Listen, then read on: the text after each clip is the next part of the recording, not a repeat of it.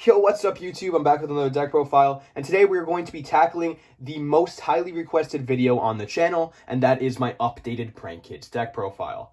Prank Kids is the highest viewed video on my channel, as well as my ace deck, what I would consider to be in real life, going to locals, and my placements in my locals have gotten significantly better as I've improved on this build over the past few months since you guys have seen the last installment. I think my last two locals, I think I've gotten like an 8th and a 5th with Prank Kids, which isn't that bad considering what I'm up against. But without further ado, I'd like to show you guys how to snag some games with Prank Kids, and let's hop right into the main deck.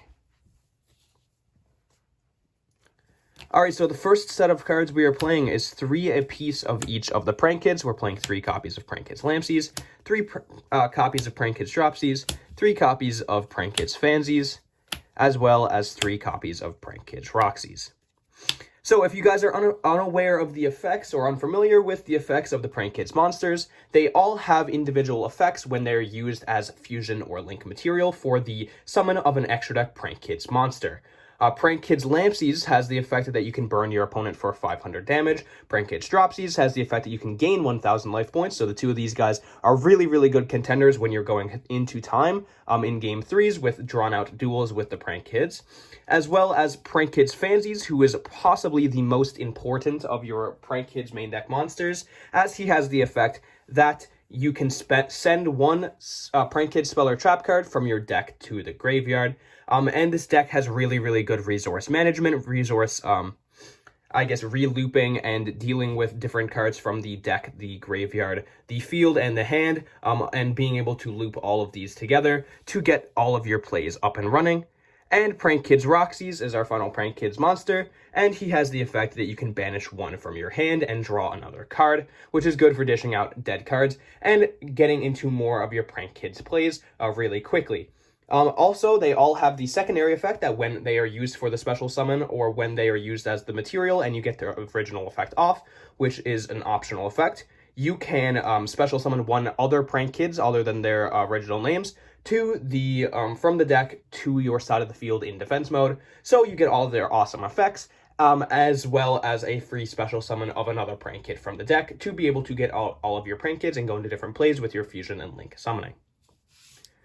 So moving on to the rest of the monster lineup, we are playing a few hand traps. We're playing 3 copies of Ash Blossom and Joyous Spring, as well as 3 copies of Effect Veiler. Ash is really, really good this format. Before I was playing both of these guys at 2. I think I might have been playing some like ogres or something for like the Cashier or the field spell last summer, I think, when I last did the deck profile. But as of right now, Ogre is not very good, and Ash is becoming significantly better this format. I've kind of been debating cutting an Ash and cutting in Effect Veiler and adding in 2 other hand traps that you guys may not be as familiar with, that are from my side deck, actually. I was originally thinking about playing 2 Nibiru, but recently, thanks to the 250th YCS, I actually picked up a few cards, I had a few cards that have picked up in popularity, and I'm thinking about cutting maybe a Veiler, maybe an Ash, or maybe just a Veiler or 2, and actually subbing in 2 copies of Kurikara Div Incarnate.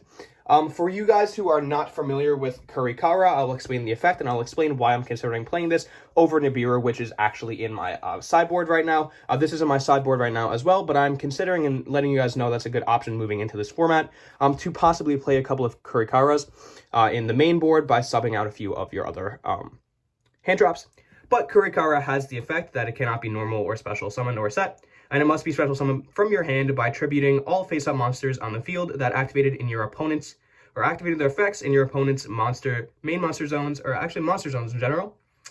And this card gains 1,500 attack for each monster tributed to special summon the card. So this card is really, really good. It's seen a lot of play in decks like the different Sprite variants to combat other decks in the meta, such as Kashtira, because the Kashtira monsters will usually activate their effects in your standby and early mains. So Kurikara can actually tribute, basically acting as another body, which is very, very good, and the reason I'm choosing to play this in Prank Kids, because you kind of struggle if you brick to get out different prank kids or like monsters on your side of the field that you can use for the link summons. The reason that we're playing a few of the other cards, like the token generator card for prank kids, as well as the 1-for-1, is that you just like to get out another copy of a monster to be able to go into different plays. So this gives you a pretty big body on your side of the board, and it can actually be used to wipe your opponent's boards by tributing, as well as special summoning a monster with high attack, depending on how many monsters have used their effect over the course of the turn. And the reason I've kind of been wanting to play this over Nibiru is because, one, it doesn't give your opponent anything, and two, it is a little bit more restrictive than Nibiru, which is why I choose to sub that in for this in certain matchups. But Kurikara is actually a fire attribute monster, and that's really good when playing under things such as Gozen Match. We are playing a couple of cards specifically in our extra deck for when we are locked into certain attributes in the middle of the games, and this guy can be actually really good to get out another monster of a fire typing, because we have a lot of fires in our extra deck, and we also have our Lampsies as another fire in our main deck that we deal with pretty often. And I believe Ash Blossom is fire too, but you'll never be summoning Ash Blossom. But so as for Nibiru, I was kind of thinking about playing Nibiru originally because it's a lot better under your Tikaboo, because you don't really have as many monsters of that attribute in the extra deck that you'll be dealing with. So either option is good, but I've been liking Kurikara recently just to go into different plays with the current meta. All right, so moving on, we are playing our spell lineup, 3 copies to start it off of Prank Kids Place, and 1 Terraforming. This is your field spell. The field spell is fantastic in Prank Kids. It essentially acts as a 15th copy of your main deck monsters, because we're playing 12.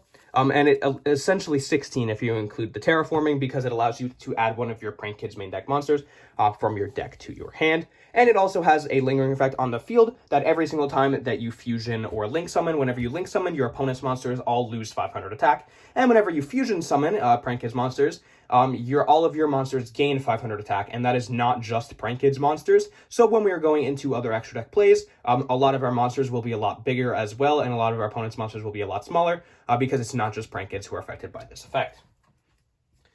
Moving on to our fusion spells, we're playing 3 copies of Prank Kids Pandemonium, 3 copies of Polymerization, and 1 copy of Instant Fusion.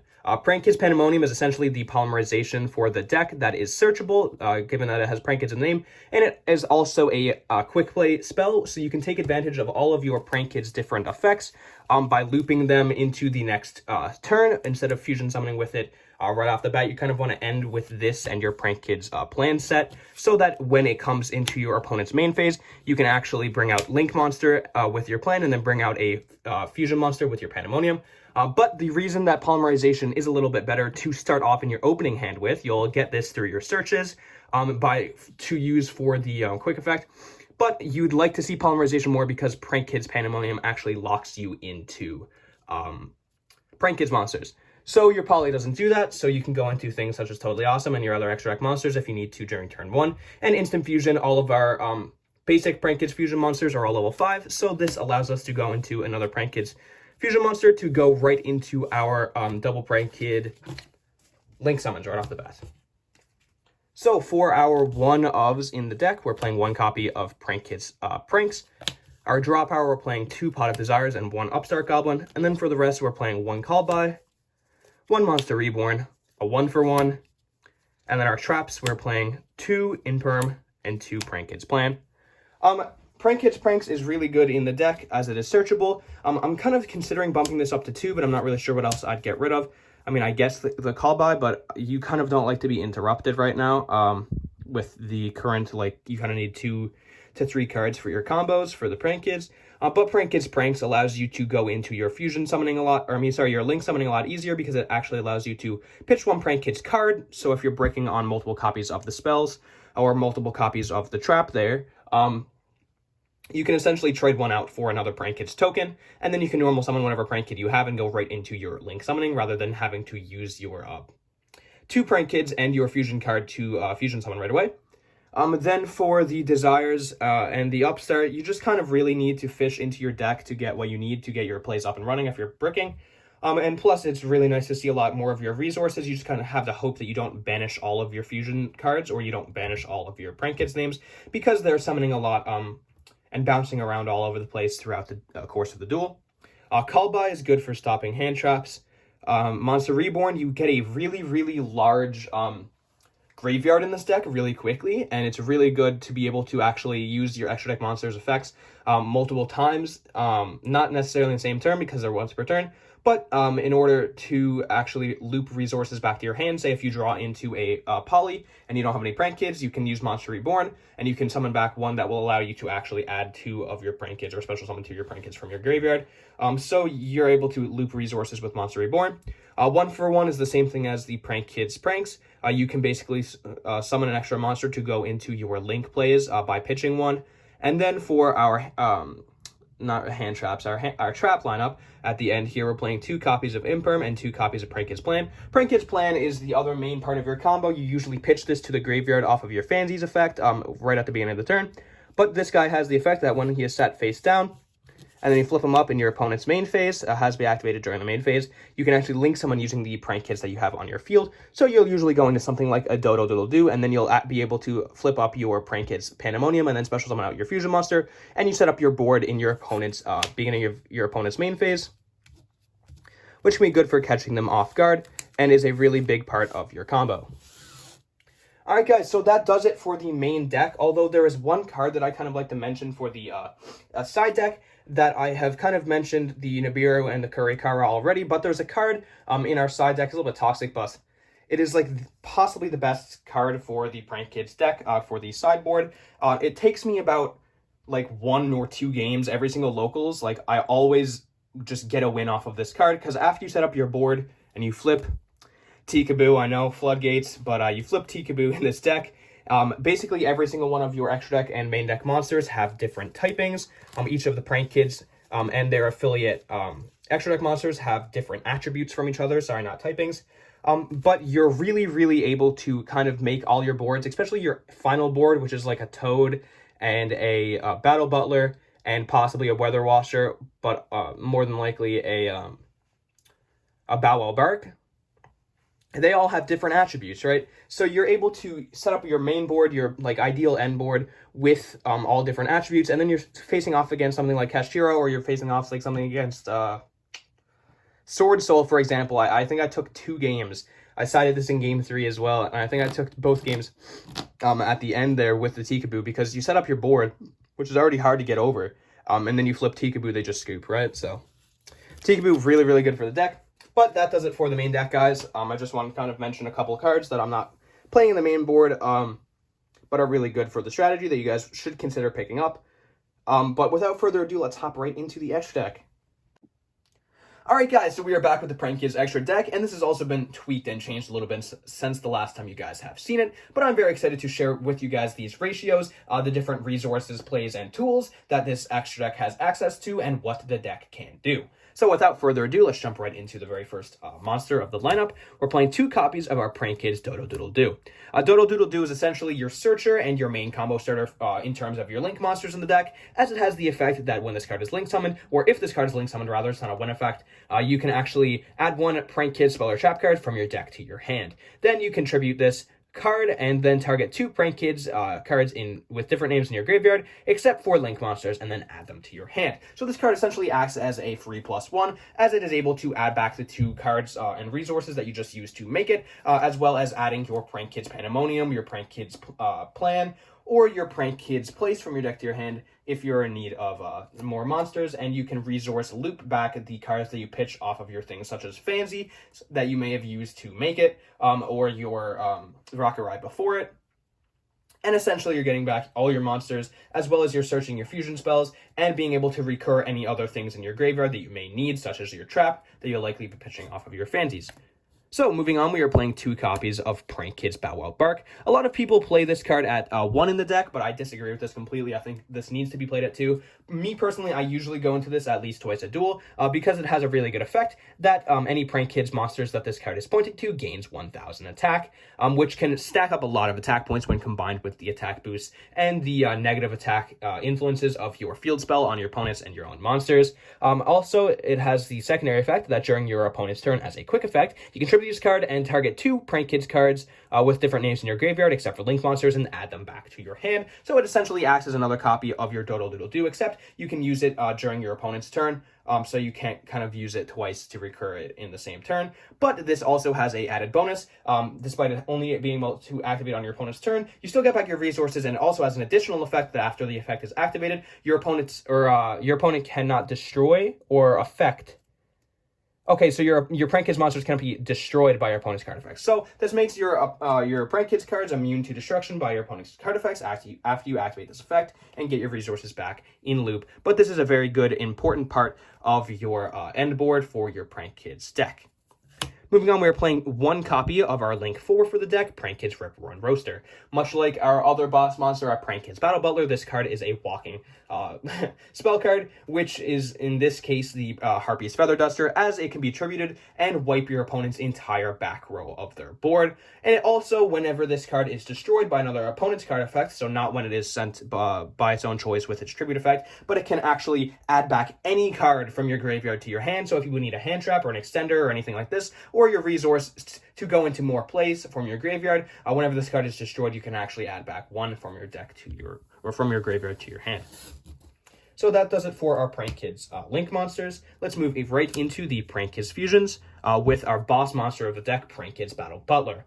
So this card cannot be summoned other than fusion summoning. It must be fusion summoned.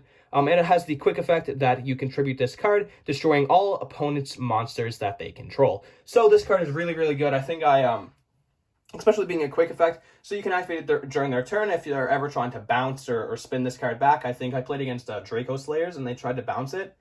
And I just basically chained it and wiped their entire board after they set up, which a lot of decks actually can't recover from getting Raigeki'd in the middle of their turn, or at least it can put them significantly behind track when you have other negates and interruptions on your board.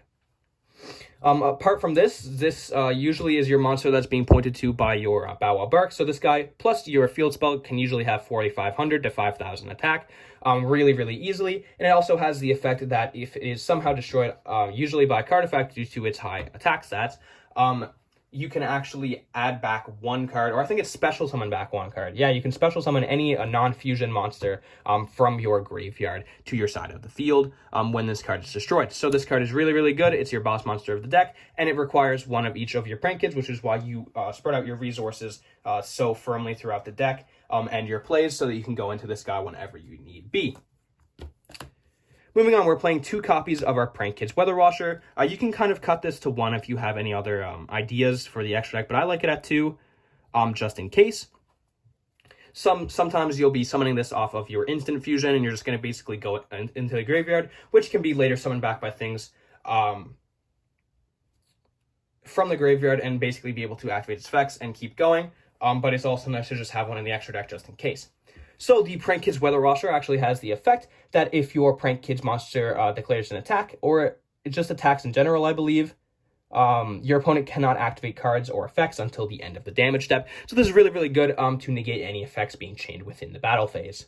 Aside from this, it has a quick effect that during your opponent's turn, you contribute this card and then target 2 Prank Kids monsters that are non-fusions in your graveyard and special summon them, and they also cannot be destroyed by battle for the rest of the turn. So if you're ever trying to wall up, this card is really, really good to actually target any of your higher attack Prank Kids monsters. You can actually target something like your Bow Wow Bark and make it point to another thing, so then it gains more attack, and then neither of them can be destroyed by battle if this is during the battle phase of your opponent's turn. So this is really, really good and can stop a lot of your opponent's battle phases dead in their tracks if you have this card sitting on your side of the field. And also being an Aqua, it can also be used as a negation with your Totally Awesome that I will get to later in the extra deck. So moving on, we are playing 3 copies of our Prank Kids Rocket Ride. This is kind of necessary at 3. Some people play it at 1, which is atrocious to me. Some people play it at 2, which is kind of acceptable. But for me at least, a lot of my Prank Kids duels, if I don't get them on the clapback for setting up the big board that they can't really get over and then swinging into them in a turn 3 after they pass. With all the resource management and whatnot, this card is really, really like necessary, because you're going to be going into it with basically every single turn to start off your plays over and over again. Because I'm playing multiple copies of each of these guys, and the Battle Butler is actually fairly easy to get back into your extra deck. You can go into this same combo many, many times by using different copies of your Rocket Ride, and it can also be used depending on what you're matched up against as an instant fusion target as well, since they are both level 5s. So, Prank Kids Rocket Ride, has the effect that when this card is fusion summoned, you can have the card lose 1,000 attack, and it can attack directly for the rest of the turn. This card is usually not used for this effect, although it is good when swinging for game and your opponent is low, or if you're in time. And also, you can tribute this card, which is the main effect, and then target 2 Prank Kids non-fusion monsters in your graveyard with different names and special summon them. So this is really, really good, because once you use your fusion spell to use your 2 Prank Kids to go into this card, they summon out 2 other Prank Kids from the decks, and then you can just summon those 2 right back again. So now you have one of each of your Prank Kids on your board just by making this card, which is a phenomenal, phenomenal effect. So guys, that does it for the Prank Kids lineup for the extra deck. Let's move on to the other more basic, or I guess staple parts of the extra deck for our final 4 cards. We are playing 1 copy of Nightmare Cerberus, 1 copy of Nightmare Phoenix, and 1 copy of Donner as our other basic, or I guess like vanilla Link card. But I believe in my last Prank Kids extra deck, I was playing a copy of Nightmare Unicorn. I don't know why I was doing that. I guess because I was just thinking, okay, just play the Nightmare package. I wouldn't recommend you guys play the Nightmare package in its entirety with the Unicorn in the Prank Kids build, because you're not usually going to be like looking to use 3 materials to go into a basic Link monster to pop and get your draw or whatever, because it's not even necessarily always going to be linked.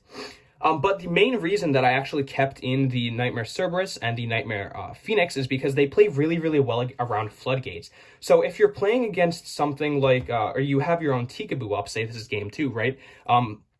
You don't have any of your other Prank Kids extra deck monsters. Like, this is a fire, this is a water, this is a water, this is a wind, right? Like, all winds and fires and waters. So you don't have any earth monsters in your extra deck that you are going to be like keeping on your board, unless you have specifically a Roxy's for some reason. But this card is really good to play run your own Tikaboo and actually go into this without being locked. And then as for the Nightmare Phoenix, this card is really, really good. I think I won a game actually against Marincess because of this, because they flipped up a Gozen match on me, and essentially I only had I think I had about a bunch of Prank Kids, and I was in the part of the combo where I had out my my Bow Wow Bark, and this guy's a fire monster, and I had to choose what ones I was going to summon, and I basically was allowed to summon out just 2 more Prank Kids, or one, I think it was 1 Prank Kids Lampsies, because I think the other one was a Lampsies as well that I was using to summon with. But I basically only had these 2 guys out, right? So I had my Bow Wow Bark, and I had no way of getting over my my opponent's Gozen match because I was now locked into fires, so I couldn't go into my other extra deck plays. But I actually had the Nightmare Phoenix, and because he's a fire, I could use my Lampsies and my Bow Wow Bark to go into my Phoenix here, and then pop my opponent's Gozen match. So this is a really, really good out for Gozen match when you're at this stage in your combo. And the Nightmare Phoenix the Nightmare Unicorn doesn't allow you to do this because it's a light monster, I believe, and you don't have any other lights in the deck. So that it basically needs an extra material, and it's also a lot less accessible for the strategy. And finally, Donner. Donner is a really new card, I guess, for a generic Link monster. That's basically people have been calling it like the modern Diamond Direwolf, which is it's really good because it's a basic, just like 2 monsters, I believe, with different names as a Link 2, and it has the effect that you can target 1 monster for a higher, so you can target itself in this scenario. Since you're playing as a generic card, you control, and 1 monster your opponent controls, and destroy both. So this is basically just a free destruction for one of your opponent's monsters that you can go into your plays. This saw a lot of play at the 250th YCS last weekend, and or 2 weekends ago, I believe now. But I was kind of thinking about teching this in anyways, but in the last 2 locals, I've chose to use this, and it's actually come up quite a few times, just as a good thing to go out through with your combo when you have an abundance of resources. So the final card of the extra deck, it is finally 15 cards. The last time it was only 14, but it is your Totally Awesome. And a lot of people actually are not even aware that you can go into the Totally Awesome with this strategy. I think there's a few times that people actually asked me, oh, can I read your Prank Kids Dropsies? Because they didn't believe that it was a level 2 like water aqua or whatever, but it is. So you can actually like get out 2 Dropsies extremely easily, although the downside for this is that you do need the polymerization for this combo, since if you're using the Pandemonium to get out your 2 Dropsies, you are locked into Prank Kids, so you can't go into your Totally Awesome. But if you have your Poly, you can actually go into the 2 Dropsies really, really easily, and you make the Toad. And then the Toad has the effect, like, sometimes you'll have the other Dropsies. You'll never really have it on your field, but you'll oftentimes have it in your hand if you get lucky, or if you have your field spell up on the field, for example. And you can use either the Dropsies from your hand, which you usually don't want to do because you're using the other monsters, the other Prank Kids, to go into your the rest of your end board with your Bow Wow Bark and your Battle Butler. But for your Toad, it often destroys itself, so you basically just get an extra negation for free on your board. And then after it goes to the graveyard, you can target any water monster in your graveyard and add it back to your hand. So this actually works really, really well with the recursive playstyle of your Prank Kids with its resource management, because it allows you to add back one of your Dropsies for free and then have it to go into for the rest of your plays just by negating something else. And you can actually use it with your 2 quick plays, your Spell and Traps, in order to use this as more material after you use the negate. So this really works really well to set up a negate and also use some recursion effects with your Toad. And that basically does it for the extra deck, guys. I think that this is the best version of the Prank Kids extra deck that I could come up with as of right now. If you guys have any other suggestions, let me know. I know some people were like, oh, you can play Access Code, and you can. If you're going to play Access Code, I'd recommend getting rid of a copy of your Weather Washer and basically just be forced to use one of your other Rocket Rides as the material for your Instant Fusion target. But this does it for the extra deck and the main deck of the new Prank Kids updated lists for you guys. I hope this was a really big improvement on my last one. I think that not only did I not really, like, I think I went in depth enough, I guess, talking about the cards, but I wasn't playing the best combos, or not the best combos, but like the best tech cards and whatnot in the last build, as I didn't have the understanding that I have now of the metagame, as I was just getting back into Yu-Gi-Oh! I think a month or 2 before I made the video, after a few years. But I think that now I have the best version of the Prank Kids deck that I have access to at the moment, or that we can really utilize with the Meowmoo being banned. But this does it for the Prank Kids deck profile update for you guys, and I hope you guys enjoyed. Leave any more comments for any other deck profiles that you want to see from me in the future. I'm actually going to remake another one of my popular videos, which is my Perform Pal deck profile, coming in June, because there's going to be new Perform Pals being released in the Battles of Legend, Monstrous Revenge or something like that. There's a new Prank Kids couple of cards coming out, and I have been improving on the Perform Pals coming out, and the Perform Pal deck is being improved on this whole time, basically. So stay tuned for that, and stay tuned for all of my other videos. Leave all your comments, suggestions for the decks, and more videos you want to see from me in the future. Like and subscribe. I'm getting close. I want to thank you guys so much for 10,000 channel views I have. I think I hit it 2 or 3 weeks ago, and this is my first video since, other than my shark video, and I forgot to mention it there. So thank you guys very much for that. And without further ado, I guess I'll just see you guys in the next one. Like, comment, subscribe, and peace.